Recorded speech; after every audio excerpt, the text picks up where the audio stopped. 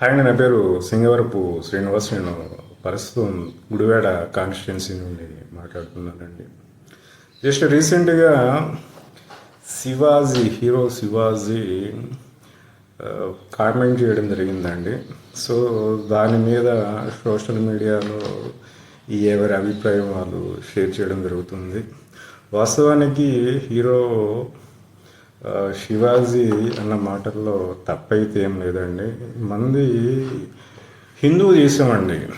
హిందూ దేశంలో ఒక సాంప్రదాయాన్ని స్త్రీలు పూర్వకాలం పాటించేవాళ్ళు. సో మన దేశ సంస్కృతిని విదేశీ వాళ్ళు చాలా గొప్పగా ఫీల్ అయ్యేవాళ్ళండి. మన దేశ స్త్రీలను చూసి చాలా గొప్పగా ఫీల్ అయ్యేవాళ్ళు.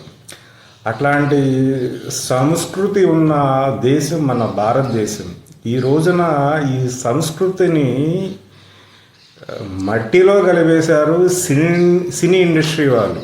యాక్చువల్గా ఈ సాంప్రదాయం దూరం అవడానికి కారణం సినీ వాతావరణం, సినీ కల్చర్ వల్ల ఈ సంస్కృతి రాను రాను తగ్గిపోతుందండి. ఈరోజు శివాజీ అన్న మాటల్లో ఎటువంటి తప్పు లేదండి. ఆయన అట్లా అంటే మరి ఈవిడ అనసూయ ఆవిడ రియాక్ట్ అయిపోయింది. మా ఇష్టం, నా ఇష్టం, నా ఇష్టం అని. మా అనసూయ, నువ్వు ఒక సెలబ్రిటీ, అది గుర్తుపెట్టుకో. నిన్ను చూసి సమాజంలో కొందరు ఫీల్ అవుతారు. ఫీల్ అంటే అనుసరించడం జరుగుతుంది. నువ్వు పెట్టే పోస్టులు కూడా బయట టూర్కి వెళ్ళేటప్పుడు దిగిన ఫొటోస్ సోషల్ మీడియాలో షేర్ చేయడం అంత నీడ. జస్ట్ అడుగుతున్నా, నీడ అది?